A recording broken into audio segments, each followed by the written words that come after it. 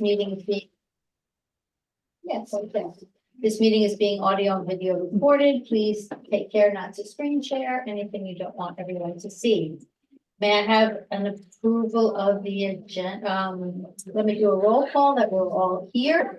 I will do roll call because Joanna's remote. So Jill B. Here. Rob Giachetti. Here. Chris Kowacki. Here. Stephen Moore. Here. Jeremy Blumer. Here. Peter Schaefer. Here. Denise Cornell here. Joanna Roach. Here. Thank you. As I mentioned in our last meeting on December 14th, we have a new person doing the minutes. So I will probably be using your first and last names for nearly everything, at least for a couple more weeks. Denise, did you call my name? Oh, Joe Wright, I did now. Thank you, Joe. All right, Denise, Joe's iPad, I think may need to be renamed. yes, Yeah. but I can't do that. Susan, can you rename? Joe, can you rename your iPad? It says JHW3. I have no idea how to do that. He goes to the top. Absolutely no idea. Susan, can you change that, please? Susan can change it. She should be able to. If Okay. someone can teach me, I'll be ready next time, but I think Susan should be able to do it. I don't know if she's heard me or what. May I have an approval of the agenda? So moved. Second. Okay, approved by Stephen Morey, seconded by Peter Schaefer. Roll call, Jill, Yes, aye. Rob, Aye. Chris, Aye. Stephen, Aye. Jeremy, Aye. Peter, Aye. Denise, I, Joanna, Aye. and Joe. yes, Thank you. Okay. Nobody. Is there any public comment about anything that is not on our agenda? Is anyone raising their hand? Not that I can see. You will need to raise hand if you want to say something. Okay, I am closing the public comment. We have potential adoption of meeting minutes from January 31st, 2023. Did everyone read those minutes and do you have any changes? From what date? Why were Yeah, you, why a year were ago. we looking at those in 23? Because Terry left and there wasn't anyone to do the minutes until just recently. Really? Yeah. Oh, okay. No, I made that up. I was confused. No, really. I thought maybe they were mixed or something. I don't know. Nope. So we just recently have a new person who's transcribing the minutes. And so they were sent out before Christmas, but if we can postpone this till next meeting, if no one's had a chance to look through them. I did not read them. You don't. Okay, all right, we'll postpone that. Right, do you? Yeah. So this will be postponed until our next meeting. It's Susan will have sent them to you, so just check your emails and read them before our next meeting. Thank you. Okay, so the first one procedure, one note. So Cliff Williams, who is for items 7 and 8, discussion of citizen warrant article I, and discussion of citizen warrant article J. He can't make the meeting tonight. He will be attending on Thursday instead. So if there's anyone on the call that wants to speak to those two articles, I'll let you speak briefly now before we go into Article G. Because we'll do our discussions with Cliff Williams on Thursday. If you do, please raise your hand. Seeing no one, okay. So item number 6, discussion of citizen warrant article G, bylaw amendment, chapter 58, equal access to vehicle rental medallions. Ms. McCluskey, are you on? I'm wondering. Kransky, sorry. I have to go.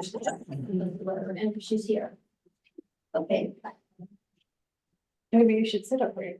I'm going to have to. So the problem is I don't know where to work anything. No, seriously. Think you have to drive on that screen as if the mouse will go over there. Oh, I see what you're saying. We don't see, Ah, yeah. doesn't her name Yeah, have to thank be up there? you. Thank you. Perfect. Thank you, Rob. You're brilliant. That was brilliant. Okay, You're gonna be our TVA guy, yeah. Remember so that? in high I school? don't see. Put I these don't see qualifications Mr. on your Pritzky application. in the, Maybe there's a different view without us so big, since we see ourselves. yeah, but you will see if somebody raises their hand, they would pop up to the, they would Oh, pop up okay. over here. Gotcha. And whoever speaks, it usually focuses on them. And if I look at people, participants, There's nowhere to be admitted. participants, yes, I want to see them, show me. You're not showing me. Let's see this. This is painful today, in case anybody's wondering. Susan, can you tell, oh, is this? Might be, no, it's Noah, okay. Susan, can you tell if Ms. McCrensky is on this? If so, just. I don't know, you tell me that you know that. Oh, wait a minute, I can see him here. Participants, this I can see. This is, I know this is fascinating, folks. I really realize this is the best we've ever done here. Okay, she's not on. So the article sponsor is not on. However, we do have people here who are going to talk about this article. And maybe she's just joining late. It's probably traffic on Nantucket, I'm guessing, so. I will stay optimistic. So, Tim, would you like to be up first? As you're here? I think I'll come last, I think. Okay, so you'll let, You know, Mr. Purton start? yes, please. Okay, Mr. Purton, over to you. And then just state your name and why you are here. Thank you. My name's John Purton, and I'm counsel for Nantucket Rent-A-Car and Affordable Car Rentals. Tim Mahoney is principal of Affordable, and John O'Hara is the principal of Nantucket Rent-A-Car. We're here this afternoon to urge the committee to oppose warrant Article G for a variety of reasons. We provided a letter, which I believe you all have seen, the members of the commission, excuse me, of the committee. But if I could just highlight a few of those. By way of background, Chapter 58 was originally enacted over concerns about increased traffic on island. And it limited rental cars to 700 rental cars. Each rental car has to get a medallion from the select board. Without that, you're not permitted to rent cars on the island. And the Chapter 58 is extremely broad as to what constitutes car rentals. It's everything you'd think and then some. Both Nantucket Rent-A-Car and Affordable Rentals have been holders of those medallions for many, many years. Nantucket Rent-A-Car has 93 of the 700. Affordable has 70 of the 700. They are both run, Tim is a local business person that many of you know. John O'Hara has strong ties to the island. His family grew up there. And they've been, if you will, good corporate citizens to the island for a long period of time. They pay excise tax on the vehicles that they rent on island. They use local services to maintain their vehicles. They employ local residents during the high season to rent their vehicles. Currently, contrary to what the sponsor of the article suggests, to our knowledge, there is no shortage of rental vehicles on island. We are unaware of any situation when somebody who wanted to rent a vehicle could not rent from one of the 5 companies on island. So to the extent that the article seeks to increase the number of medallions from the current 700 to 1,000, respectfully, that would just increase the traffic on island by 300 more rentals that we don't need, number one. And in fact, it's worse than that. The proponent has suggested that at least one of the medallion holders has hoarded roughly 100 medallions that it's not even using. I don't know if that's true or not, but logic dictates that if somebody were hoarding 100 medallions and there was need, if they could rent those vehicles, they'd use them. Hertz and the others are in the business to make money. It benefits nobody to hoard a medallion if there is a need for it.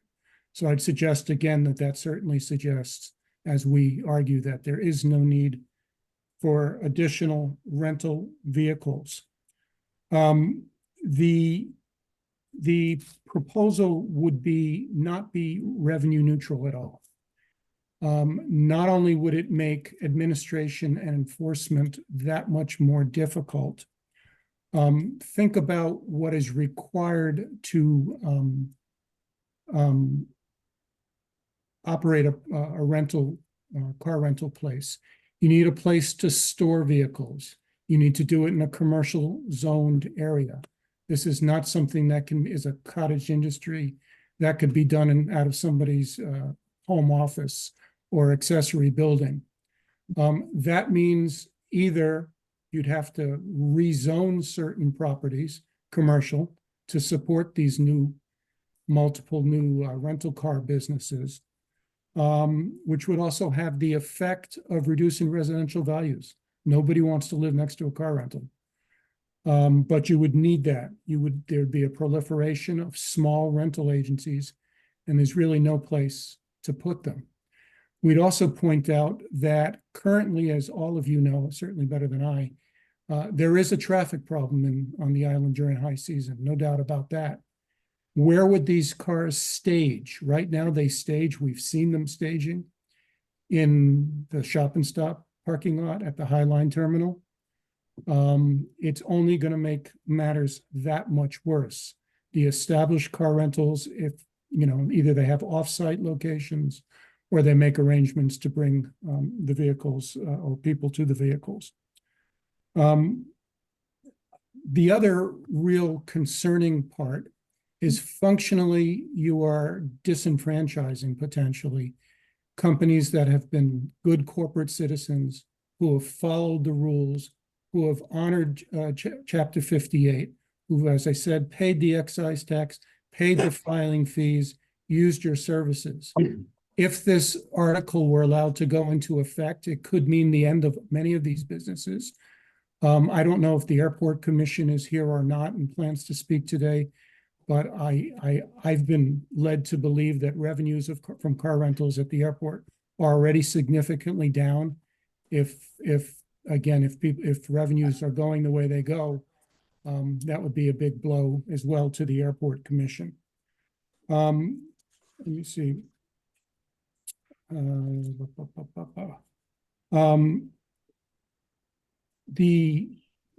There are already many people who are renting vehicles improperly without a medallion, including the sponsors of this bill, of this article.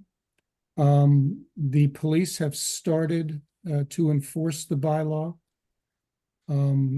It's a big job, and they're doing what they can do, but this is just going to complicate it. It will be impossible to police. Who is a resident, right? We don't know. Where are these kept? We don't know. Are these medallions active or inactive? We don't know. Who's going to maintain a wait list, which it calls for? We don't know. So the administrative and enforcement impacts of this proposal would also be extreme, which would also, of course, pose more burdens on town staff because somebody's got to do all that work. So for all those reasons, we think this is a bad idea. And we'd urge the Finance Commission to not support this article, and thank you for your time. Thank you, Mr. Purdy. What I'm going to do is, we have Amy Baxter with us, who is responsible for all of this stuff, and also Noah Carberg is also here. So I'm going to ask Amy and Noah to add their input before I ask the members of the committee what questions they have. So in that way, because they may answer some of your questions in advance. So Amy, if you wouldn't mind giving us a quick overview of how all this works and what your thoughts on this are, please. Okay. Thank you. As you mentioned, I'm the licensing administrator for the town. So it comes to this office to renew these licenses, issue these licenses, and then manage the applications and issuing of the medallion. So as I know, I emailed you earlier about the distribution of the medallions. We're talking about 700 medallions.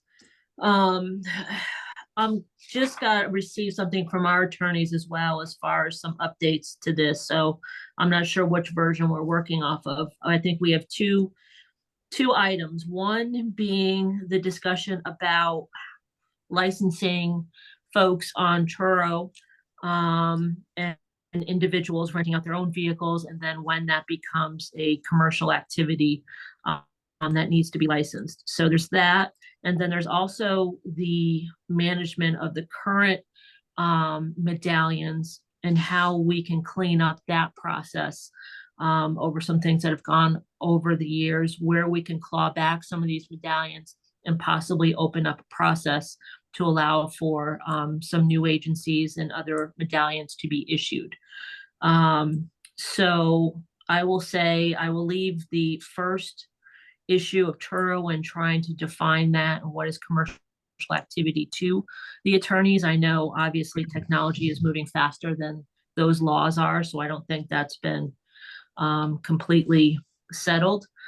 The one thing we need to do first is clean up what we have. Obviously, this bylaw was done in the 90s and does not reflect the world we live in today. So that's obviously something bigger to tackle as we move forward. If we can first look at what we have, how we can possibly make this better immediately so that we can free up some of these medallions and possibly redistribute, and then work on possibly the bigger picture following that. That is something I need to have happen immediately if possible. As you mentioned, in the distribution of those 700, we've had a practice, and I don't know when this started. We talk about hoarding or holding on to medallions. There was a practice or policy in that, as you know, if you pay excise tax, on Nantucket, you don't pay for the medallion. It is, if it's registered on Nantucket, the medallion is somewhat free. It's $100 license, and then free medallion if it's registered elsewhere is $100 per medallion.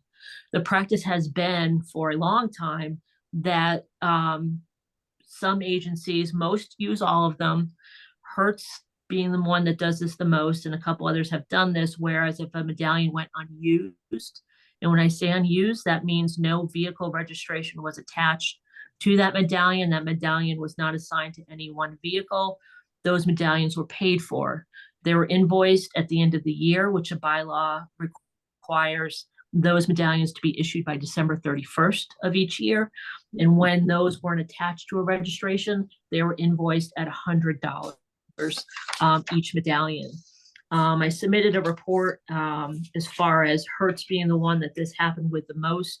Others, there might have been a couple here and there. It really wasn't significant in any way, except during the pandemic, of course.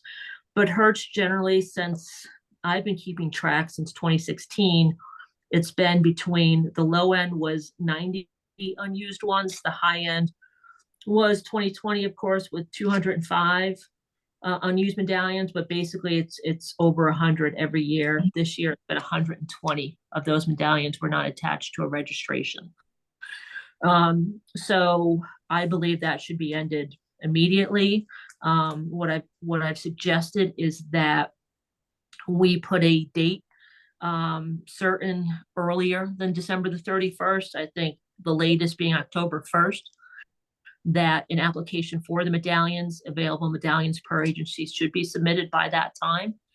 Because if you're not renting it or have a vehicle by then, you're not going to for the year.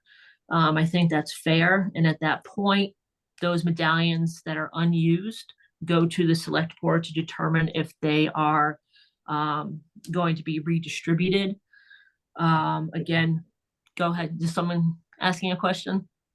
Not yet, Amy, we'll get, Okay. trust me. So that's the first, I think that's the first goal, is to manage that so that we can clean up the process as we have it, and determine where we have available medallions. I know for sure we have 8 that we can determine if they're going to be retired or redistributed from Island Buggies that is not renewed for years. They had 10, but that was 2 over the 700, so we have 8 there. And then I would like to kind of deal with the situation with Hertz and have a hearing for that situation.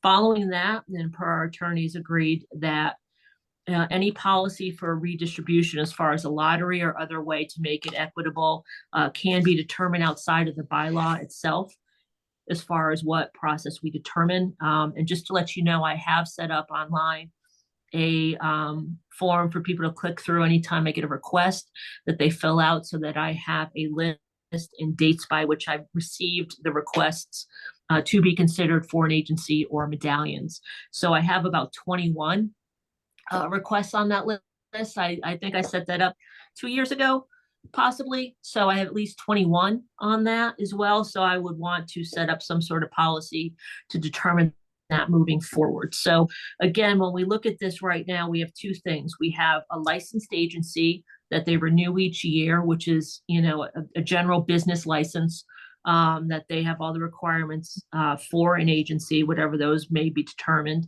And then secondly, we receive applications for the medallions based on the number that have been determined for that agency. So that happens. We got one today. As soon as a lot of them are bringing over cars during the year. So that happens throughout the winter and spring in various batches as they determine what comes over. We've had some issues with some agency or 2 as far as if that was being administered properly by their folks, but basically they come in as they bring them in, and then we determine cost if it's registered elsewhere, if they need beach stickers and that sort of thing. So that's kind of what we're set up now. I'll stop there, see if there's any questions. Yeah, thank you, Amy, that's great. And then I'm going to go to Noah Carberg, the director of the airport, and have him just weigh in on this topic, and then I'm going to open it up to the committee to ask questions. Noah, I probably got your title wrong, so you can correct that, please. I'm just a manager, not a director. Thank you, Denise. Very, very briefly, I'll say that the Airport Commission has not taken a position on Article G, so I'm not going to speak for or against it, but I am going to speak mostly with concern for my incumbent rental car operators, which I have 3 at the airport. I run these stats routinely. I'm going to quote the ones I last discussed at the select board meeting from December 6th. From April through October, airport rental car gross revenue is down about $800,000 or 8% on the basis of 7,000 fewer rental days over that period, which is a 17% decrease. I don't say that on the basis of defending airport revenue. I find people aren't necessarily sympathetic to whether or not the airport makes money, but this is money that, these rental car operators are not making. They employ year-round operations at the airport. They're an important part of our passenger experience. So that's $800,000 less in revenue distributed among our 3 incumbents. I'm sorry, it's a larger portion of rental loss. It's a loss to them of 17% of their calendar days. I estimate that airport Turo and Turo-like activity, which includes unsanctioned or unlicensed car rental operators, that it's about 9,000 contract rental days just at the airport that are being lost to other operators. 9,000 contract rental days. We have the benefit of our 3 rental car operators report monthly operating statistics to us as they remit payments. I sum these up and I think they tell a pretty compelling story. And that's on a gross basis from April through October. Each rental car medallion generated approximately $15,000 in gross revenue. That was in 2022. By 2023, that value declined to $13,500. So if you're looking at what these medallions are worth, they're worth less every year. They've gone from $15,000 to $13,500. Similarly, a medallion used to be worth 71 contract rental days to an operator at the airport in 2022. Now that medallion is worth 59 rental days. And again, these are my gross airport figures, summed across my 3 operators. Each medallion, if you figure an industry standard rental contract is 4 3/4 days, each medallion is now worth 12 unique customers, down from 15. I'll save the map, but I can go through all of that and estimate, what is the Turo and Turo type operator impact island-wide. I know I have a certain percentage of medallions and I see a certain rate of numbers. I can, prorate that up to the island. It's probably 1,752 customers entering into 8,200 contract rental days for a gross value of $1.8 million. So it's a large industry. These are big financial impacts. I've spoken informally with my incumbent rental car operators. They all appear to me to be against an increase in the medallion cap. Again, the Airport Commission has not given me a position to take on Article G, but my position as the airport manager is to please be considerate of their opinion and their experience. They've all been working out at the airport for a long time. They have some really good insight to share. The airport has issued a cease and desist letter to Turo, noting that Turo is not complying with the town bylaw. And that's effective December 1st, and it's still in place. I do acknowledge this is a complicated issue. I'm not bringing to you any other policy solutions or outcomes, but I'm committed to work with town administration, with Amy, and answer any questions that the finance committee members would have for me. Thank you. Thank you, Noah. Okay. Peter Schaefer? Yes, something that hasn't been discussed by anybody so far is the cost of a rental. And if the rental costs were comparative, I think this would be a moot point. Does anybody know what the cost of a rental, average cost of a rental from the 3 legal rentals that have medallions against a Turo rental for a day? How can nobody know that? Well, first let somebody take time to answer. Yeah, I'm sorry. So who's in the best position, or Tim, are you in the best position to answer that? Yeah, I think I could. Okay, so let me just, sorry, it's for the minutes, it's Sure. Tim Mahoney. Thank you. Tim Mahoney, Affordable Rentals. In the peak of the season, if you want a convertible 4-wheel drive, it's gonna cost a lot more. It's just the same as if you were in Miami at the boat show and you want to rent a car, it's more expensive for that stretch. But the compact car, the entry-level car, is along the same avenue as a car in Hyannis on the Cape or any resort town. There's no $30 super discount cars. On Turo, you can rent a 12-year-old car that's paying virtually no excise tax, and you can get a screaming deal. That's really not what I think the town is looking for in 100 rental car companies with 2 12-year-old cars each. I think is not going to be beneficial to the town. You might get some better deals, but you might also have broken down equipment on Wait Drive and the airport and Stop and Shop, and it'd be a different, much different animal. Do you know what the average rental is from you against the average rental, a Turo An operator? average Turo, there's hundreds of them, and they range from a 12-year-old Honda Civic to a brand new Now, let me ask you a different $65,000 question then. Bronco. What's your average rental per car? We don't, I mean, it would be within class, but in the summertime, it'd be around probably $300 for a regular car. And then a high-end car, which is a lot more expensive than they once were, would be like around $500 Okay. a day. Listen, I'm in favor of maintaining your ownership the way it is. I think when you go into a contract, which you have with the town, the town should be responsible to maintain that contract. But I do hear lots and lots of complaints about the price of rentals. And I think that's created the problem more than the fact that we need more rentals. Do you think if we had twice as many rental cars, they'd cost half as much?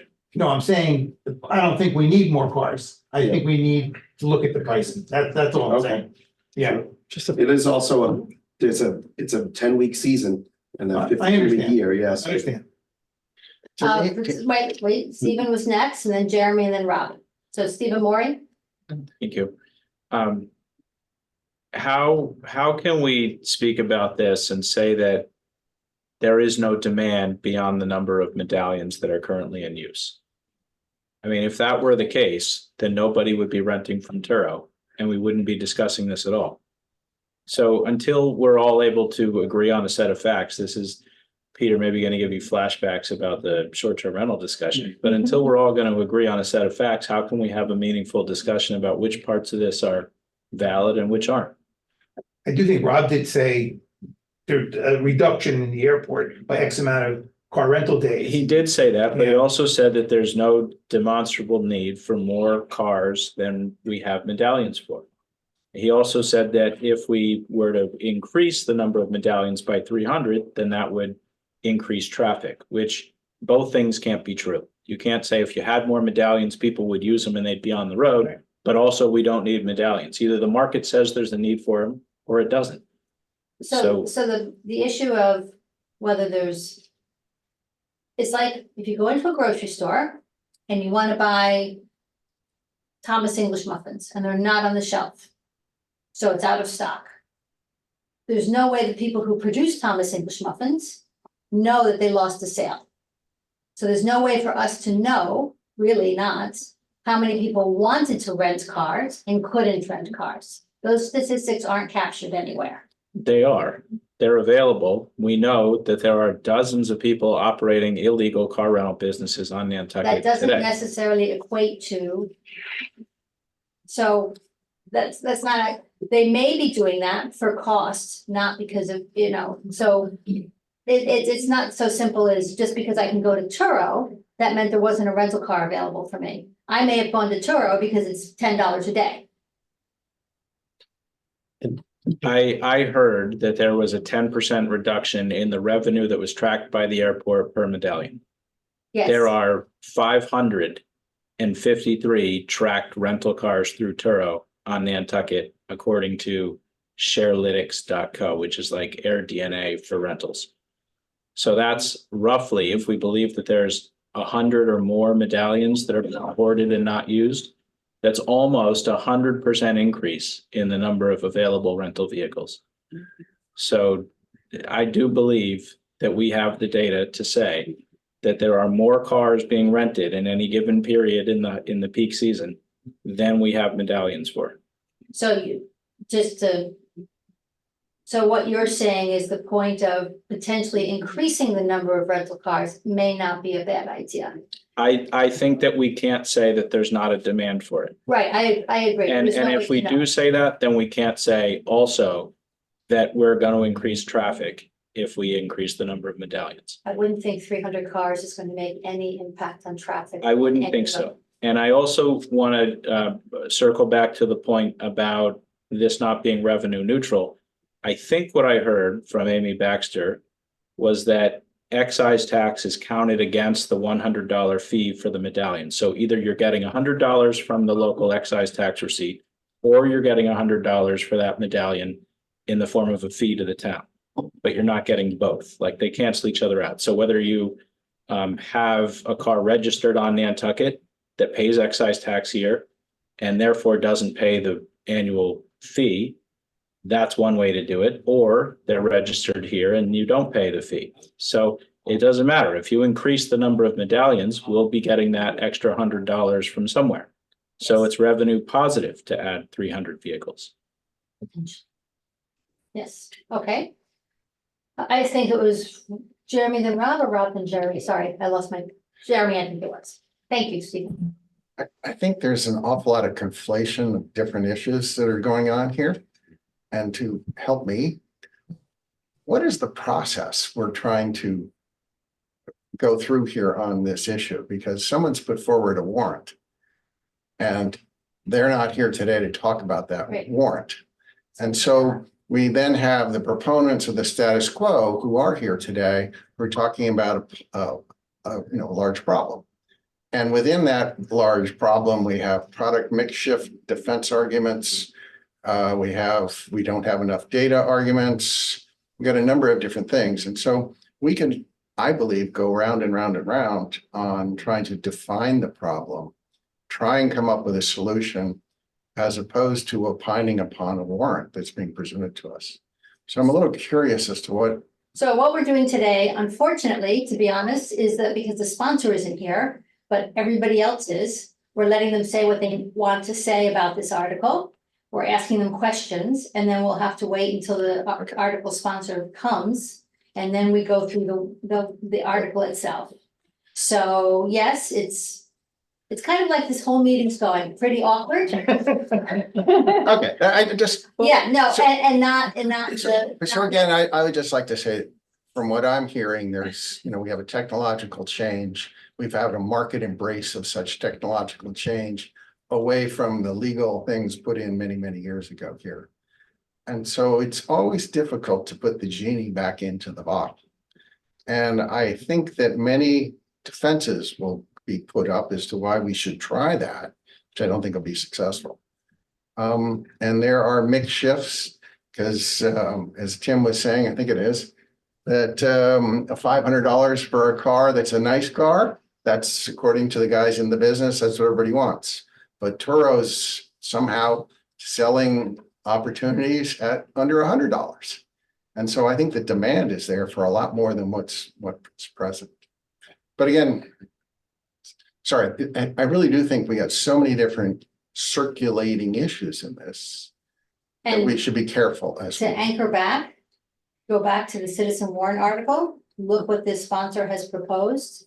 And then try to focus our discussion and questions on that versus should Turo exist? How does Turo exist? Is Turo indicative of whether the market needs it or not? I'm not saying it isn't. I'm just saying we're getting into the Turo versus rental car debate. And that isn't the point of this article. So just to kind of ground us for a minute. Rob, you've been very patient. That was my point. There's nothing about Turo in there, right? It's not where it has to be. What's that? It's Okay, art, sorry. yeah. Go ahead, Rob, again. I think there were just two things that I want to come back to, and I thought I heard Noah say that revenue went up by about $1 million. No, Rental, yes. because the airport related revenue went down by 1.8, but his estimate of Turo revenue was Oh, yeah. 1.8. Is that right? Mm-hmm. Yes. Correct, Noah, in 2023. In 2023, Turo's revenue was 1.8 million with 1,752 rentals. How would he possibly know that? Gross. So that's my estimate of the overall activity for Turo and Turo-like operators on Nantucket. That the market is worth 1,700 customers entering into 8,200 contract days for a gross transaction value of about 1.8. How do you come up with that? From my own reporting, I understand how many medallions I hold and what that generates for my rental car companies. And I understand how many medallions are out in the overall island system. And I've looked at my losses from 2002 to 2023. So it's, I'm assuming a 1-to-1 transferring from the airport system to the overall town system. So So, Stephen, I or? just, yeah, I Go just ahead. wanted Oh, to, sorry. just to Rob. clarify that point. Noah, are you saying that you're assuming that the number of rental days remained constant, or the number of rental days and the price per day remained constant? That both the number of rental days and the price per day remain constant. Looking at an airport customer and a non-airport customer. Okay, thank you. Thank you. Anything My else, last Rob? point was I was just going to ask. I think excise tax, at least on my newer cars, is a lot more than $100 a year. What's the Right. what do you guys pay in excise tax on? It's all. Yeah, there was not a revenue loss. The excise tax is much greater than $100. Joe, right, Joe, you have to wait till I recognize you only for the minutes, so that was Joe Wright for the person who's doing the minutes, so, thank you. Go ahead, Joe, could you say it again, please? Me? Yes, Okay, yeah, no, I understood the lady from the licensing commission to say that the medallion costs $100 and they don't charge those people who pay excise tax on the car that is attached to the medallion, the $100. But the excise tax is far greater than $100. So there was a misstatement in there. But my question basically is we have a person who is breaking the law and they're basically coming to us and asking us to change the law. This person is, as I understand it, is operating a open quotation marks illegal rental business. And why are we letting her do that and going to the town to get it approved? If I want to open a liquor store across the street from Hatches, I just open the liquor store and then I go to the town and say, give me a license. That's not the way it should work. so, Joe, just for clarification, this isn't really a referendum on whether, I'm just gonna call her Rebecca because I keep pronouncing her name incorrectly. So apologies, Rebecca, for all my miscommunications up till now. Rebecca has put forth a warrant article suggesting there could be an improvement. That's what warrant articles do. They theoretically improve what's already existing. And so she's put that in place. The fact that she's potentially doing something that isn't in line with the current regulations, that's really not within our scope, honestly. She is, she's operating a rental car business. We are not an enforcement agency, Joe. It's not up to us whether this gets enforced and how it gets enforced. It's I'm a up to us. newbie. It's up to us to have, make a recommendation on what the article, what Rebecca has proposed as an article. I'm going to let Joanna ask her questions, and then Joanna, after you, then Ray Conlon, I will go to you. So Joanna, go ahead, please. I lowered my hand because this is very confusing and convoluted. And I think that you already said, Denise, someone else is talking. I don't know who it is. Okay. And I think you've already said, Denise, we just need to focus on the warrant article that's at hand and discuss that versus all of these other issues. But I do think, and now I'm going to ask a question, like defining the order of operations is what's important here. What needs to happen first in order to make a decision about the citizen warrant article? Like what piece of information do we need to make a decision? Well, what we need is for Rebecca to come to the meeting and talk about her article and ask us, and explain to us why she believes a positive motion from the finance committee would be appropriate. And then She's here. There's a note in the chat. it showed up, but she has not showed up as a participant on the list I had. Hands up too. Down in she more may be- area. I think it's maybe the proponent's Hold on a attorney. second. Everybody, Maria normally does this so brilliantly, and you have me doing it tonight. So according to the participant list, Rebecca is not on it. So I know. Hello, can you hear me? Hello, can you hear me? This is Uh, Rebecca McCrensky. I'm represented with my husband's name, James Broad. Okay, Rebecca, thank you. Yeah, So, I honestly, no one informed me that I was supposed to be presenting at the meeting, so that would be helpful in the future. If you want to talk about convoluted, it's really unclear the process here. And so I'm just finding out now that I should Check your email. for this. Yeah, we did. That's why we're here. All we got was a Oh, good. Zoom saying you would be discussing it. We never were informed we would have any opportunity to present anything. So Why it would you get the helpful- invitation if you wouldn't be offered the opportunity to speak? Speaking is up to me. Presenting is a different thing. So if you could be a little bit more clear about what you're asking of us at each step, that would be super helpful. Because frankly, I was under the opinion we would be presenting this to the select board when I submitted the citizen warrant article. I had no idea it would be voted on in May because the town controls the information surrounding the process so tightly that as a citizen here, it's really unclear what the process is and when I'm supposed to be presenting. So if you could make it a little bit more democratic, the process, that would be really helpful. This process hasn't changed in 10 years. It's become more Just because it's transparent. antiquated doesn't mean it's correct. It's not antiquated or incorrect. Listen. Why don't you Public- present? Yeah, can you tell us your opinion on your article that you wrote? What you want us to do here? Well, it seems to me like no one read any of what I submitted with the article, frankly, because the comments related to traffic and demand are just like so out of touch with what's going on the island. It's shocking to me. The fact that no one understands that the traffic is being driven by 100,000 additional cars being transported on and off island via the car ferry since the late 70s. That's where the traffic's coming from. Like the fact that we're asking for 300 additional medallions and we're talking about 100,000 additional cars on the car ferry, and people are quoting traffic as the problem here. I mean, it's just basic math. I'm just shocked that these are the comments. It's Hey, really Rebecca, Say your name when you talk. this is Jeremy Bloomer.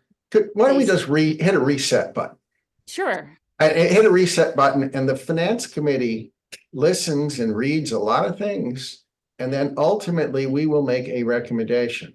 So right now you And have a, who's that recommendation given to? The people who are voting on it in May, or what's? I don't Correct. understand. correct, yes. Okay, and so how will that recommendation be presented to the public? Because I'm unsure why the finance committee should be advising the public how to vote on this. So Rebecca, it sounds like it would be very helpful if someone sat down with you and explained to you That would be wonderful. about how citizen warrant articles get in the warrant, about what they need to look like, and yours is not to form, by the way. And secondly, how the process goes in terms of the finance committee. We review, this is Denise Crono, by the way.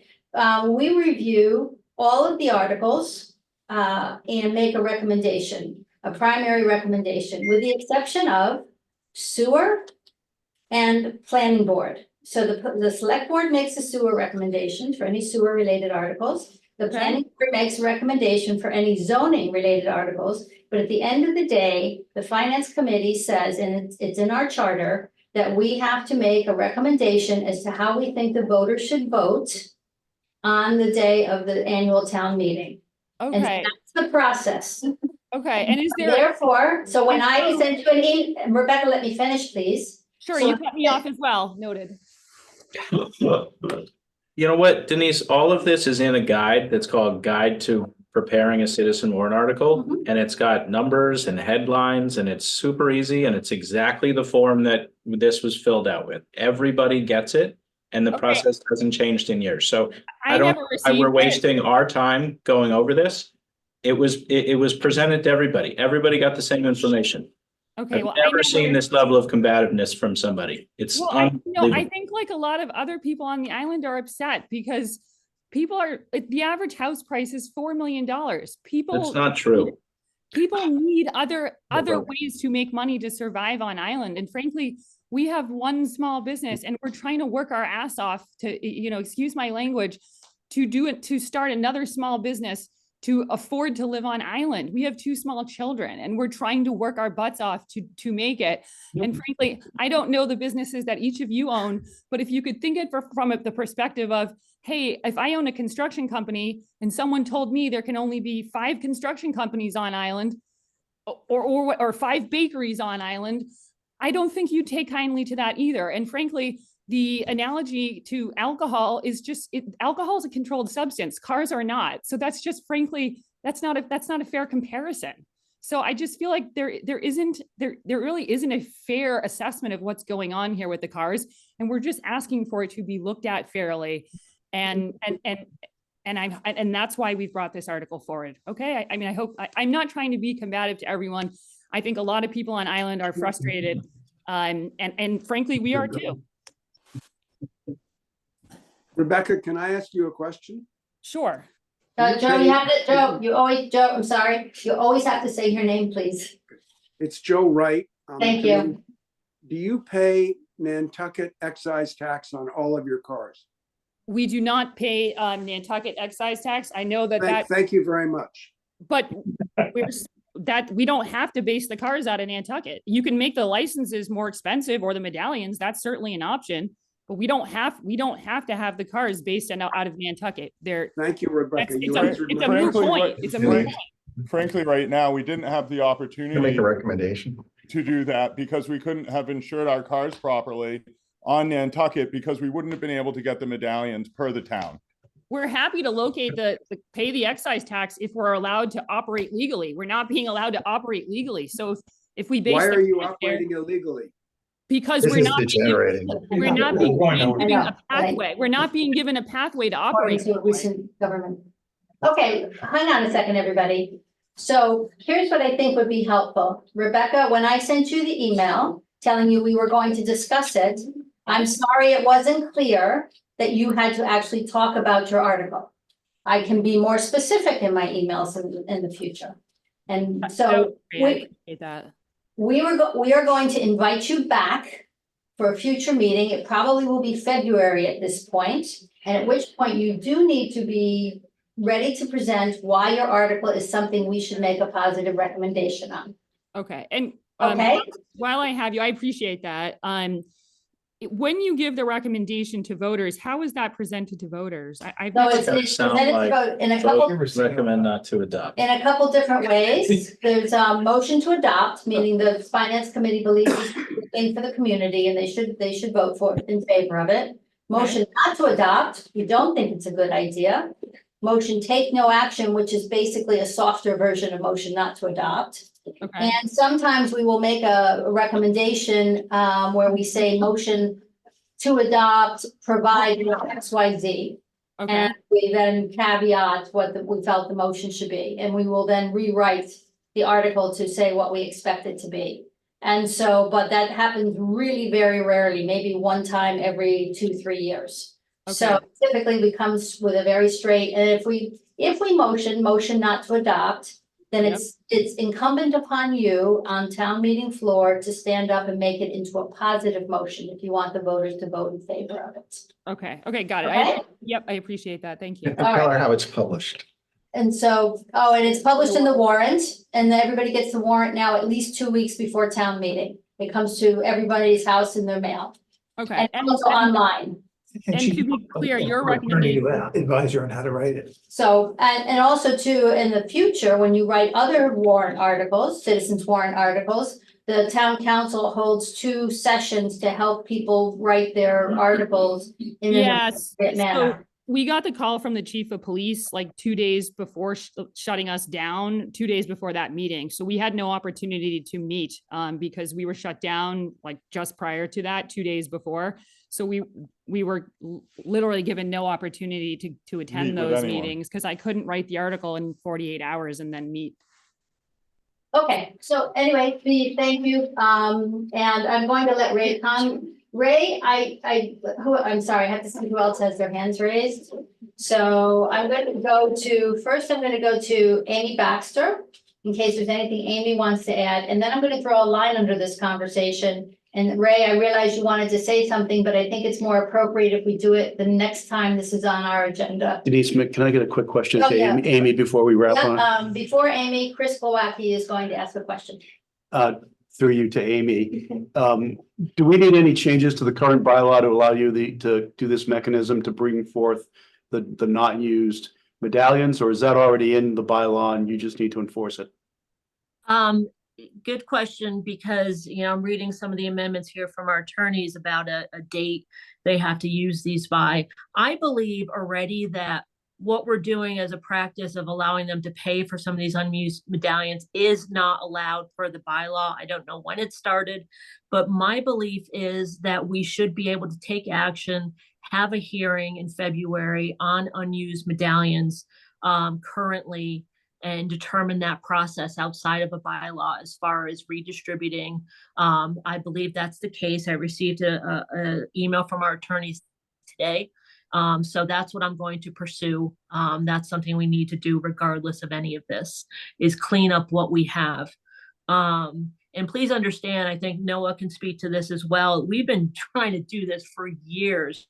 We tried to do some kind of cleanup of this because, again, this was done in the 90s. So we've been working on it for a while. Yeah, and Mr. Giorgio certainly can speak to that as well. John, I think what I was saying is that I believe how the bylaw is currently written allows us to address these unused medallions already, because the practice of allowing them to pay for unused medallions is outside of the bylaw. Therefore, we should be able to have a hearing based on the current bylaw to address whether or not the select board can, those medallions are available to either be retired or reissued. And then we can develop a process for reissuing those, issuing new licenses outside of the bylaw, since that's a process, correct? Thank you, Jamie. John, Giorgio, to you, please. Yes, good evening, everyone. So Brian Riley is on the call, and Brian authored that email that Amy is referring to. I don't think it's going to be very productive to have an in-depth discussion about what needs to happen with respect to the bylaw. But Brian, could you address Amy's concerns, or not concerns, but her belief that a bylaw amendment is not necessary? Certainly. Thank you, Madam Chair. Amy had raised this, concern a little while ago about that there may be businesses out there who are even, paying for medallions, but not putting them on the road. And so, and so the town would like to get a better handle on how these 700 are, who has them? Are they using them? If they're not using them, then maybe somebody else who wants to use them should have an opportunity. So my suggestion on that was to add just a paragraph into Chapter 58, which would say that if you're not using a medallion, the town gets information to that effect. The select board can hold a hearing with the license holder, hear what they have to say, and then make a decision. If it appears there are medallions being held, not used for whatever the reason might be, the select board, I think, should have an opportunity to take it back, and then if there are applicants in line, or if they want to do some sort of lottery system, get them out and being productive. So I think the kind of the details of how the select board would go about doing that don't need to go in the bylaw, but I thought it was a good idea to put just something in there that says the select board would have this authority if they are informed of that. So Brian, the select board could write a warrant article for this year's annual town meeting, adding that paragraph to Chapter 58. Correct. If the board is in favor of doing that, what I've just suggested, then the board may put their own on. That's obviously a whole separate issue from Article G as well. Correct. Yeah. Correct. So in the interest of full transparency, Denise, we have been requested to prepare an article that would include a process for canceling medallions or having them returned to the town. And we don't know yet whether the select board will actually want to go forward on that, but there will be an opportunity for the selectmen to make that decision, obviously before the warrant closes on January 17th. Okay, thank you. Thank you, John. Okay, so with that, Ray, I realize you've had your hand raised. However, we are not making any further deliberations tonight. No, Ray Conlon for the minutes. And we're not going to make any recommendations tonight. So I will let you talk because you've been very patient, but my suggestion would be that you come back when it's on the agenda again, which will most likely be February now. Just, if I may, just 2 quick points. The selectmen in 1988 decided that the issued medallions based on historical usage. In other words, people that were already in business, had an established business. And they allowed for some expansion up to the 700 number. There were not 700 issued in 1988, I don't believe. Anyway, we've built a business based on our allocation of medallions. And the vast expansion of the Toro cars, and give you some idea of the scope on that, is there are only somewhat less than 300 parking spaces between the entire area of Main Street, the Center Street, the Broad Street, including the Stop and Shop parking lot. By some accounts, there are up to 500 unsanctioned rental cars on Nantucket. No wonder we can't get any place. And this is what do you call the cause of the problem of the degradation of our quality of life here. Secondly, my company pays the town between airport taxes, excise taxes, licensing fees, somewhat in excess of $400,000 a year. Now, these people, one of the operators that just spoke, they don't even pay excise taxes here. God knows they don't pay the airport, they don't pay anybody. You know, this is something that has been established and a historic thing, and it's gotten out of control in the last couple of years. You can't get anywhere on this island between the hours of 7:30 and 9:30 a.m. and 3 to 6 p.m. You can't get to the Rotary, you can't get in town. It's terrible. But I will reserve all my other comments, and I have a lot of them for the February or meeting or whenever. But I appreciate you recognizing me and let me speak. Okay, thank you, Ray. Okay, so that's, I am bringing agenda We item, got two more. John again. and- yeah, but they just haven't unraised their hands. So, let me just check. Is there any, yeah, I see there's two more. Nope, the hands are unraised on this screen. Okay. Okay, folks, so moving on past that agenda item. Let me go back to, we're skipping over the next two, as I said, Mr. Williams couldn't be with us tonight. The next item on our agenda is there anyone in the meeting or on Zoom that wants to discuss any of the other citizens warrant articles tonight? Seeing no hands raised, I'm moving on to item number, hold on a second, I'm moving the pages here. Okay, so item number 10, as you know, we were going to be doing the review of the general operating budget at the Saturday, is it the 26th? Help me, Jill, my calendar is coming. I think it's the 26th, whatever the last Saturday of January is. 27th. 27th, thank you, January 27th. For the enterprise funds. Yep, both enterprise funds and general fund.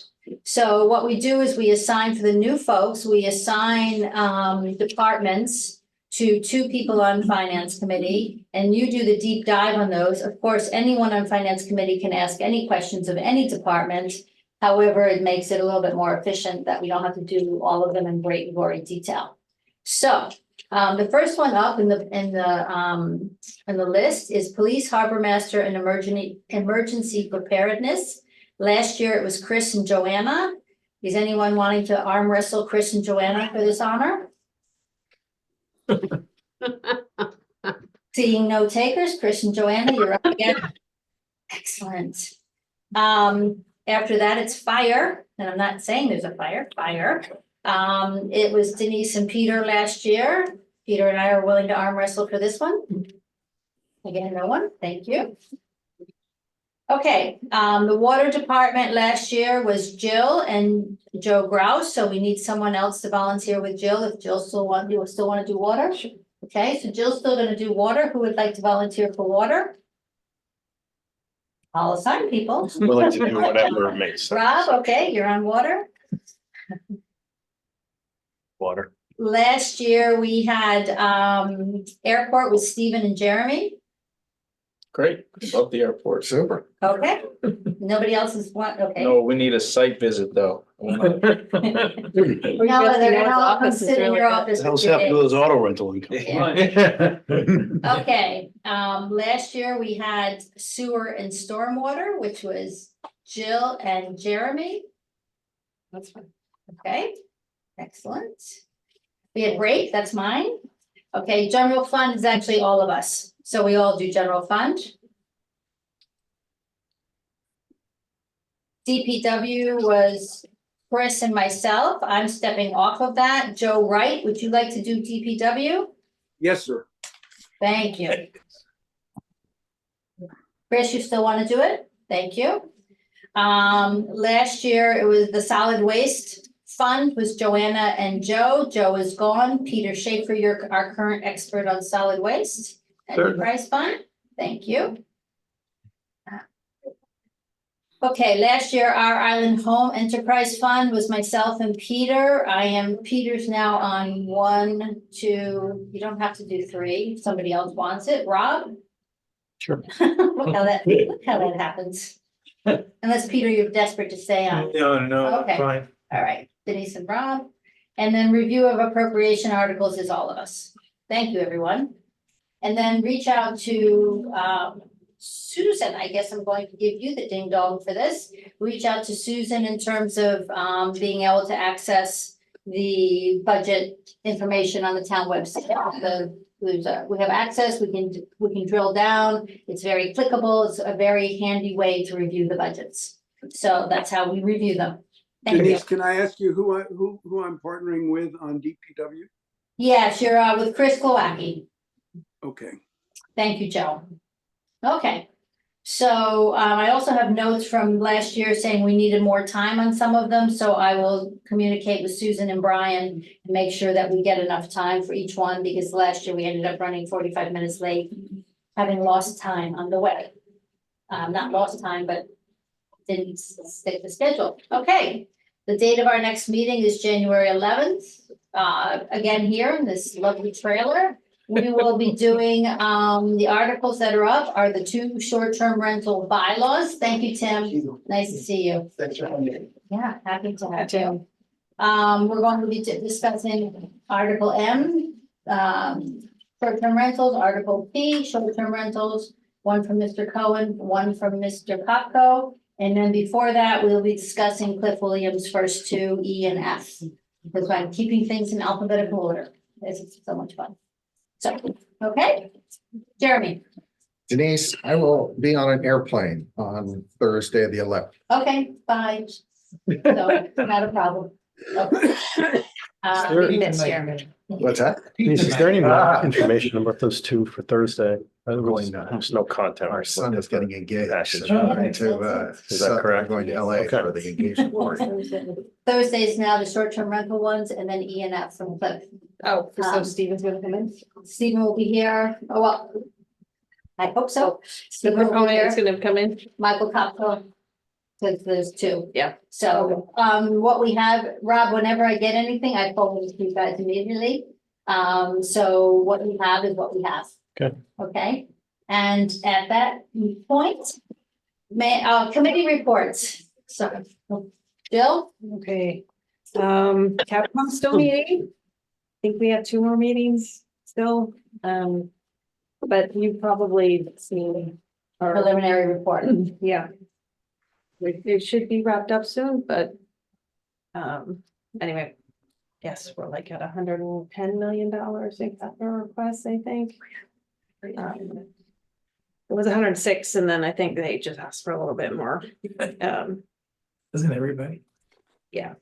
So there's that, and then the town council study committee has met twice. I went once, Jeremy went once because I wasn't able to attend, but we meet again this week, and really it's very high level, just everyone's trying to wrap their head around the charter and the process. And I'm not saying now is the time to talk about it, but I actually would like feedback from all of you, because one of the issues that I personally am struggling with is the zoning aspect of changing, eliminating town meeting. Let's say that is what's being offered. I'm not saying that's what the committee's coming up with, but it's kind of what I'm hearing. I don't understand what you're saying. So Like having how? people on it, regardless of where they live or whatever, it's just. If you eliminate town meeting, let's say that's what this group Right. comes up with, how is zoning dealt with? Is that just gonna Oh, go the to a zoning nice issue of the town specific- council okay, I'm sorry. committee or not? This is a very different kind of thing than the citizens warrant articles in my view. So I am looking for feedback from people about how they feel about that, or maybe you can tell me where to do more research about it. But I've So- talked to, there are different ways of going about that. There are also different ways of going about changing our charter. And so from a process point, I think that's a whole other level of discussion that's gonna come into this. You can go back to town meeting, you can go and have a commission and do 15% of the voters could sign a petition and then you do the home rule petition. So there are different ways to do it. It's a very minded process. I went to the last meeting and I wanted to tell you about it because the minutes didn't reflect what I heard in the meeting. Okay. And everyone is dealing with the challenge of creating an appropriate process of how to get from here to there. And there was a lot of discussion on should they get a consultant, and other people have gone through that. And I think that was well received. The one issue I brought up a few times, which I think is very important, because some people were very much into form of government and were practically redoing the Federalist Papers and very important issues. But I thought it was the cart before the horse. Nobody was really yet addressed the specific set of problems that this committee is trying to address, other than saying government isn't doing it right or whatever. But there's no specific example of what it is we're trying to fix in that committee. And I believe that you really need to start there, because ultimately, after you go through a long process and you get consultants and people and all sorts of things, you're going to come up with a solution, but you're going to have to present it to people, to the voters. And you have to be demonstrative of what is the issue you're trying to solve. And I thought that in the committee, there wasn't yet a focus on that. So Well, I think defining the that- problem, I guess. If I can. Yes, go ahead, John. I think that Curtis's article is what the mission is. And it states in there pretty clearly, I think, what we're supposed to do. How we go about doing it is pretty open-ended. But the goal, I think, for him is to change the charter, and he wants to go, Curtis wants to go to town council form of government. There are other forms of government that we can look at, but it is to change it. And we supported that on FinCom, and the public has supported that at. Oh, town okay, meeting. so And I let me think shift. Let me just jump in for a second. And I think what Jeremy, yes, that's absolutely true. Jill's 100% correct. And Jeremy has a point, which is as and when you move to something else, tell people what you're facing. So the fact that it was signed off by the voters, I bet you if you asked the 500 people who voted for it, there'd be 400 interpretations of the problem. So it might be helpful to have a problem statement as part of the work this committee is doing, so that people then, when you communicate it in the future, I think that marries the both positions, if that helps. Yeah, I think that's fine. Maybe And I Curtis think looks away too. ultimately, after all this hard work's done, in order to actually do the final sale for the rest of the voters, you have to tell them what it is you're fixing. Anyway. John Giorgio, you have your hand up? Yes, Denise, I just wanted to at least attempt to answer Jill's question about zoning, if you want me to do that now. Oh, go right ahead. Yeah, so the way to look at this is the town meeting vote talks about studying a town council form of government, and that's council with a C. That would become your legislative body if it were adopted. And town meeting would cease to exist. So, but as the legislative body, the town council would enact zoning, and it would be subject to all the other requirements, a 2/3 vote by the council, a report and recommendation from the planning board. There could also be zoning petitions filed with the council. So it's really substituting the council for town meeting. They would be your legislative body. So everything town meeting does, and this is a gross simplification, but everything that town meeting currently does would be performed by the town council of 9, 11, 13 members, whatever you come up with. That sounds like an explanation that could be given to people that makes sense, and a goal that is easy to define. Thank you, Joe Wright. Yeah. Okay, thank you, Jill. Anything else? No, I'll keep you posted how it unfolds. but And we will Jeremy. add an agenda item at a future meeting to get feedback from the group for you and Jeremy. I would like to. That's No a problem. particularly different change that people are not expecting, and that's why it's flagged for me. I think that's a problem that would be addressed, I don't think people were. That's a very different change from town meeting. Absolutely. Is the rest of the committee comfortable with me asking for an agenda item and at some future meeting where we can give Jill and Jeremy feedback on this? Yes, sounds good. Okay, thank you. Joanna, contract review committee. We just started, so we just started our process of reviewing the applications. So far, so good. Okay, thank you. Peter, solid waste. Solid waste on Thursday, you're all invited to the solid waste presentation, which is something that I really was not involved in, but I'm trying to learn it right now. But they put together a full presentation about how much it's gonna cost, what they recommend, what the committee recommends, and what we should do going forward. And that will be at 6 o'clock in the community room on Thursday. So to that note, I guess we were actually invited as the finance committee to be at that joint meeting. So that means as far as we get to 5:50 on Thursday, and then we'll have to, if we haven't made recommendations for the articles that are in front of us that day, we'll have to postpone them to a future meeting. Just for everybody's aware, so we can go to solid waste. So, or I won't be doing that. you won't be going to solid waste. I'm not available to do that. Yeah, that's fine. Yeah. I mean, you don't have, excuse me. We've been invited to go. I think it's helpful to go. Excuse me, I and would- seeing as we're gonna have huge appropriations for this in the future. And it's nice to see it, kind of early on, and it's not mandatory, so if people have something else already. Watch it on the YouTube after, right? Yes, you can. So I think live is much more exciting, Chris, but that's okay. And then Peter, our island home. We're really just starting, I have a meeting on Thursday, not Thursday, Wednesday, I think. Get going on that. It's kind of a combination of what we're doing with our island home and the senior center. And I don't know where we are at this point until we have the meeting. Okay, thank you. Okay, is there any other business that people want to raise before I ask for an adjournment? May I have an adjournment? Motion to adjourn. Chris Polacki, adjourn, made the first motion. Second. Stephen Maury the second, roll call, so Jill. Rob. Aye. Chris. Aye. Stephen. Aye. Jeremy. Aye. Peter. Aye. Joe. Yeah. Joanna. Aye. Denise, aye. Thank you, everyone. Denise, thank you. That was a tough one. Thank you. Thank you. Denise, Thank you, Denise.